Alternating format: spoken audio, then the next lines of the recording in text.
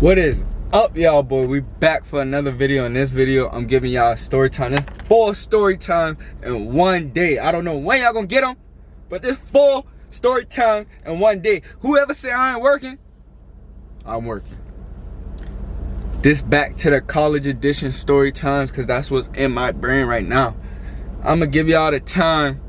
I was trying to come home from school, and I blow my car up. My car blow up. I swear to God. Swear to God, y'all, boy. So, I'm gonna give y'all a little backstory.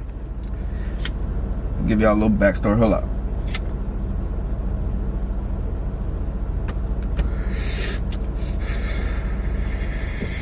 When I first got to school, y'all, boy, I didn't have no car. My mama, them boy, had to drop me out. I watched them boy leave me. Wave them boy goodbye. And I had no transportation. I promise you. They left me at school 3 hours away with no transportation. If the school would have caught on fire, how would I get home? I would have had to wait 6 hours. Anyway, that was part of my pet peeve being in school. Because why would you send your kid to school with no car? That means every time I gotta go to Walmart, I gotta ask somebody.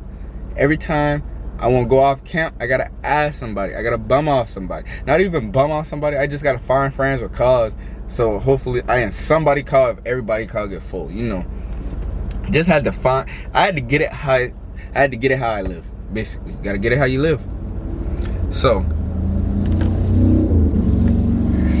whole first half of the first semester, no car. I'm up there, no car. Coming back home on a train. Whenever I want to see my family and stuff, I gotta come back home on a train. Like when you thinking of the train to be faster, cause there ain't no red lights. No, it take the same amount of time as a car. You probably on there with weird ass people. Like you will see some weird ass people on the Amtrak. You will never see them type of people till you get on the Amtrak, and you just be like, them the type of people who ride trains, huh? Just look around. They just look like they don't smell good. They don't look good. They just look dirty. I don't know. Maybe I'm being judgmental. Who knows? But anyway, so before I went to school in high school, I broke my car. So that whole first half, my car was getting fixed, right? Car been getting fixed. Just waiting, calling every week for my car to get fixed. Trying to figure out when it's gonna get fixed and stuff. So one week I get a call. Yo, car fixed. I tell my mom, okay, let's go. I hop on a plane. I hop on a train that Friday to come home, right? Waiting on my car till Sunday. Was back home. Let everybody know I'm back home. Tell all my friends I'm back in the city, you know. Seeing all my friends. Still don't have no car to get around. I get my car like that Sunday morning, and my people say, go back to school. What? Alright. I pack my bags up, tell everybody I leaving, hop on the road. I guess I gotta drive to Fayetteville, North Carolina. That's where my school been at. So, up there driving. I ain't having no problems. I ain't noticing nothing. Just driving. I'm just driving. We make it up there good. Matter of fact, no we didn't. Because the headlights ain't been good. And by the time I made it to North Carolina, the sun been going down, it been getting dark. Nigga, I was blind driving. I didn't have no glasses. I was blind driving. So we didn't make it all the way up there good. But we made it up there safe and sound. 2, I'm getting in school. You know, I'm the one with the car. Leak been letting everybody pile up in his car to hot box. So this strike 1. I done let everybody pile up in my car. This is a 1995 Lexus. I ain't tell y'all that. This is a 1995 old Lexus GS3 500. I'm gonna put a picture on the screen for y'all.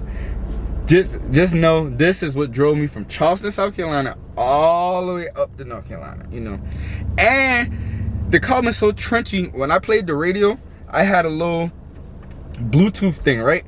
And it just jumped off. It just the whole car is staticky. I guess the car was too old and the radio frequencies wasn't going through the car right. So you just be listening, bumping music, and then next thing you know, it just cut off. Like, it wasn't just playing. And don't let girls be in the car, because they be turning up, and then they just look. And then the center console been all raggedy, ripped up. My seats been ripped up. It was a trenchy car. It was a high school car. It was to get me from point A to point B. If you had one of them cars, or you know somebody who had one of them cars, you just know. The music work, the AC work, it's gonna get us from point A to point B.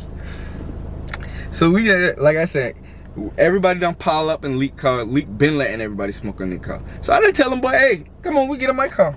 No tent now. We in a fishbowl. But the hot box, the fishbowl at the apartments. If you know about Methodist, you know about the apartments. You know where everybody go to go burn down. So we done go into the apartments. This the first strike. Somebody put their feet under my seats. Like if you're in the back seat, you know your feet to get under the seats. They pull their shoe out. I think they had on all white Willie D's. My bad. If you're not from Charleston, all white Willie D's is all white F1s. They put them shit under the seats, pull them back, and it looked like rust water got on them. That nigga said, bro, what happened to my shoes? I look at his shoes. I said, bro, I don't know. I don't sit in the back seat. I felt so bad. But I was like, I don't know. I don't sit in the back seat, bro. You sure you didn't get that from before you get in my car? But I know that shit came from under my seat. That car damn near 30 years old. That shit that came from under them seats. So that was the first straw. Then second straw, I done leave everybody. I done try to go on a little solo mission, go smoke, you know. I wanted to go dome. Leak been telling niggas he been gonna leave them to go dome. Shit, I got my own car. I leave y'all go dome too. I just had to let niggas know. So I go on to go dome. I leave in the spot from the apartments to go back to the school. Mind you, I ain't got no parking pass on my shit. So I don't know how they been letting me in the gates. Every time after I've been done smoking, I had to talk to these niggas. So I know when I've been down in the window, my car had to smell like weed. But the nigga at the booth, he just been, you know, at the little gate when they let you in the school, that little shit that go like this. He just been really, really official. And he just been letting the nigga slide every time. So, like I said, I've been coming back from the spot. I'm making a right turn on the main street by the cookout. My car cut off. I just see the battery thing. It just cut off. Like, cut off. Got weed in my car. I start panicking. I done throw the car in park. Try to start it back up. No, matter of fact, I throw the car in park. Started it back up. It cranked first time. I didn't think too much about it. I said it cranked first time. Okay, we good. I done get back to the school. I'm traumatized, low key. Cause I hate when car troubles happen and I got weed on me. I live in South Carolina. You get catch with weed. Anyway, I used to live in South Carolina. You, for a gram of weed, the boys not playing with you. Getting a ticket, about a $400 or $500 ticket, and you gotta go to some drug classes. Yeah, them boys not playing. Anyway, this the second straight. I done gone. I think I've been too lazy one day to walk from my dorm, the Chick-fil-A on the top of the camp. So I drive my car in front of everybody now. I driving. That bitch cut off again. And it wouldn't start. First time I try to click. Second time, click. Third time, vroom. Okay, we in there. Vroom. I said, okay, we there. We're good. I turned that bitch back around, took it back to the thing. I said, okay, maybe. What the fuck did I think? I was thinking maybe ain't been something in there. But hold up, I can't tell y'all yet. I was thinking maybe ain't been no gas, or my gas needle been broke, or something. So COVID done come. My car done been at school for like 2 months. COVID done come. They send everybody home. So that mean I gotta drive my car home. I promise y'all, this been God again. God always be trying to look out, and I never listen. I come out the dorm, my tire is flat on the rim, sitting down like this. Like imagine the car being level, but it was just sitting. I look at my car, I pack all my stuff in the car. So why my car look like that? Because you don't know when you coming back home from school. COVID is a new thing. We not knowing when we coming back. We just know we about to go home. Everybody been getting tired of going doing school work. People done quit football. Everybody been ready to go home, try to figure out what new schools they been about to go to. Everybody was not trying to hear that. We was trying to slide. So everybody leaving. I had a little inflatable cigarette lighter tire pump. So I done plugged that up, pumping my tire up. Everybody walking out the car like, what you doing, Ron? I mean, walking out the door like, what you doing? I said, bro, my tire flat. So I done sit there for like 20 minutes pumping my tire. I still ain't checked my car. My car is turning off, but I'm at the age now where if my car is making a noise, I just turn the radio. That's the fix for everything. When a car making a noise, just turn the radio up louder and I can't hear it. But this is where I figure out you do not need to do this shit. I go to the Circle K down the street from the school. fill up the car. Now I'm back on the road. I got 3 hours to go. I'm on the road. I'm listening to the young boy. I'm in there. This before I had the dread. Oh, y'all boys see the dread. I know y'all see him, but this before I had the dreads now. So I'm listening to that young boy. I get about 30 minutes away from the house. I lied to y'all not. I gotta wrap this story up. 30 minutes away from the house, the car starts shaking. Like this. Like I'm driving it, but it's shaking. Like that bit twerking. Car twerking. I'm like, what? Next thing I know, I hear cling, cling, cling. The radio is up, but I hear cling, cling. Like you dropping metal things on the ground and they just bouncing. That's what I hear. Cling, cling. Young boy still going. Cling, cling. I'm like, hold up. You know how you hear something just faint and you like, hold up.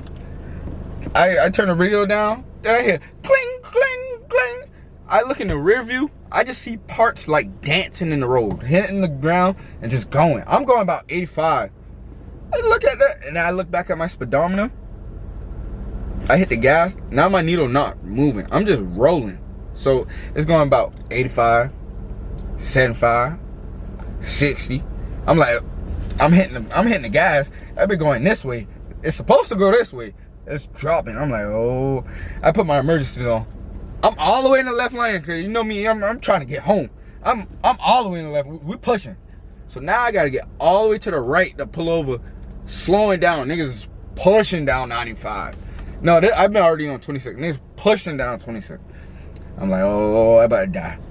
I don't got no speed. The only speed I got to get over is what I got left in this car, how I'm rolling. So I done look, let that car, phew, then get over, still listening to the young boy. I'm like, fuck it, we going out listening to the young boy. I see a big truck, let him go, I over him. Now I just hit the brake, hit the little thing on the sidewalk. I pull over, I call my uncle. Uncle Ty, always who I call when the car problem, something wrong. I say, Uncle Ty, the car is not working, ain't starting back up. I think I blow the engine because I see engine parts. He said, what? What you mean you blow the engine? I said, I think I blow the engine. He said, where you at? Let him know I've been at. He pull up with some oil can. I guess he already knew what the problem was. He pull up with some oil can, put an oil little thing in my engine. I don't say go, like pouring out the bottle. Then you hear, psh, psh, psh. That's the oil hitting the ground. Psh, psh, psh. The car is taking the oil, but it's coming right. It's a hole in that bitch. That bitch just. He look at me. He said, take everything off the car. Take the license plate out. Take anything that got your name on it. Take it out the car. Had to take that out the car. Had to take all my room. Cause remember, I packed up my room. Had to take all my stuff out my car and put it in his truck. Cause he was a truck driver. Put it in his truck. And then he had to take me the last 45 minutes home. So imagine going back home on COVID break, no whip. So now I'm just sad. Just been sad because I had no car. My car just blew up. And that's the story, y'all boy. Hey, I trying to get a story in for y'all boy every week. I love y'all boy. Just keep rocking with me. Keep having patience with me. From me to y'all, I love y'all.